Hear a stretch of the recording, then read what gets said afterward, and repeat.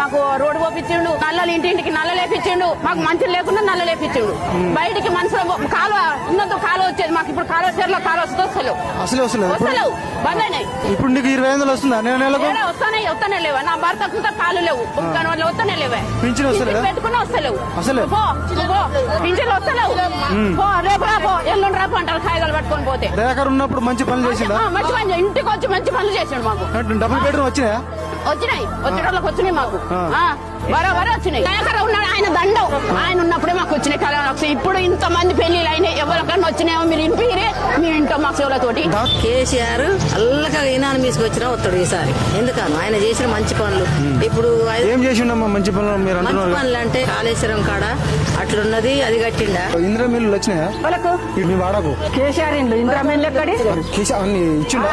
అదే ఇళ్ళన్నీ అయ్యాయి. నా బిడ్డకు కూడా కేసీఆర్ 3 ఎకరాల పొలం ఇచ్చిండు. ఇచ్చిండా? ఇచ్చిండు, ముప్పరం కాడ ఇచ్చిండు. మరి రైతు బంధు పడుతుంది, పట్టాలు ఇచ్చిండు. ఎలక్షన్ వస్తుంది కదమ్మా, మున్సిపల్ ఎలక్షన్. కేసీఆర్ ఎందుకు అంతే, ఎందుకు వేస్తావు? మా ఇష్టం. కాంగ్రెస్ పని మంచిగా చేస్తుంది.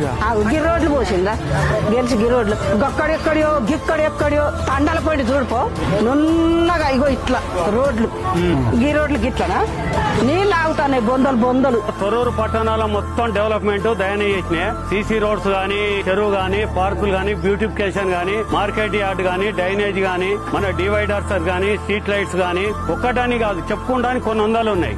2.5 years లా అత్తాకోడలు ఏం లేదు చేసింది.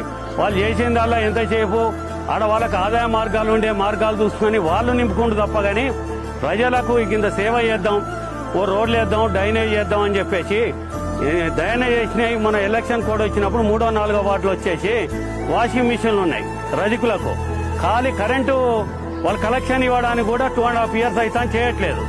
దయన తెచ్చిన ఎన్నో నిధులు మిగిలిన కొత్త కాలనీ పడ్డాయి. రోడ్స్ కావాలి, డ్రైనేజ్ కావాలి, వాటర్ లైన్ కావాలి, ఆ వర్కులు కూడా చేయట్లేదు.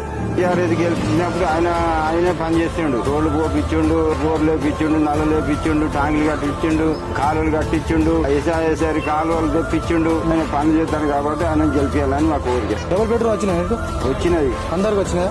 200 ఇల్లు శాంక్షన్ చేసిండు అక్కడ. ఇందిరా మిల్లులు వచ్చినాయి. ఇందిరా బిల్లులు కూడా రాలన్నమాట. అప్పుడు ఎట్లుండే? టీఆర్ఎస్ తరఫున మంచిగా తేండాల బతికిన ఇల్లు వచ్చింది మాకు. డబుల్ బెడ్రూమ్ ఇల్లు టీఆర్ఎస్ తరఫున వచ్చింది. దయాకర తర్వాత యశస్విని రెడ్డి గెలిచినాక మీ వాడకు వచ్చిందా? ఇంటి దొరక ఇంటి బాగా ఏరియాకే రాలే, కొట్టు సంపాదించింది కానీ ఈ ఏరియాకే రాలే. మా ఇల్లు కూడా తిందాం.